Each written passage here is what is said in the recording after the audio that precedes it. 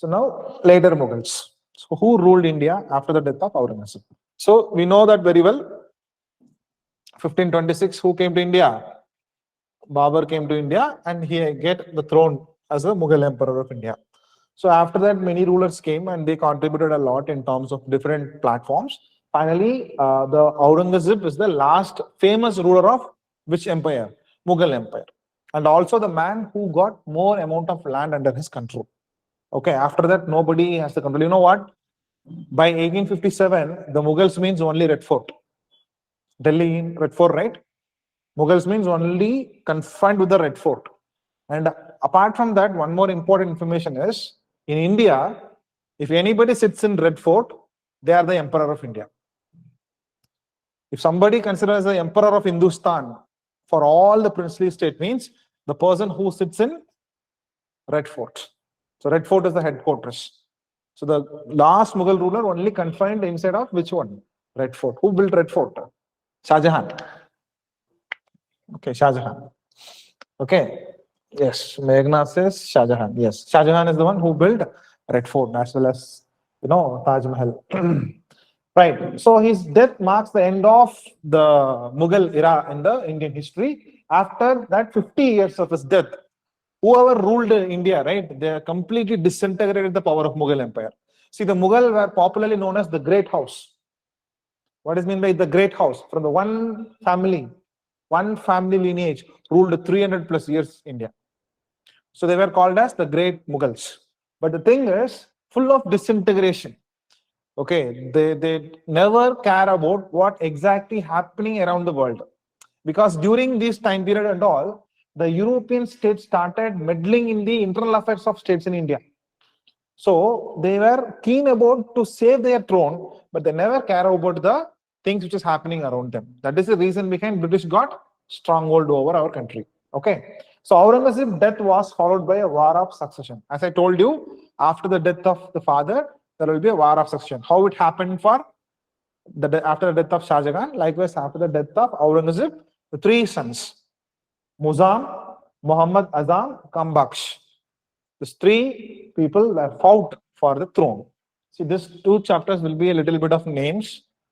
Okay, and names as well as some more information. After that, it will be interesting. Okay, from 1857 towards and the battles. So, eldest brother Muzam defeated and killed Muhammad Azam at Jajau. And Kambakhsh, both people got killed by whom? Muzam. Muzam defeated and killed Muhammad Azam and at the place at Jajau and Kambakhsh near Hyderabad. So the 65-year-old prince ascended the throne under the name of Bahadur Shah. He was also known as Shah Alam I. So he is the first ruler after the death of whom? Aurangzeb. You just do one thing. Don't write all this thing. Just write a lineage. Okay. Aurangzeb death is 1707. Later Mughals. Who is the next personality? Shah Alam I, also known as Bahadur Shah. Just write his name and the year. Simple. Okay, write his name and the year. Okay, Bahadur Shah, year. Next ruler, name, year. Next ruler, name, year. Who's the last ruler? Likewise, that's fair enough.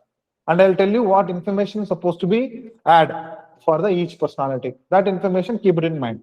That is fair enough for this chapter. There is no need to read everything.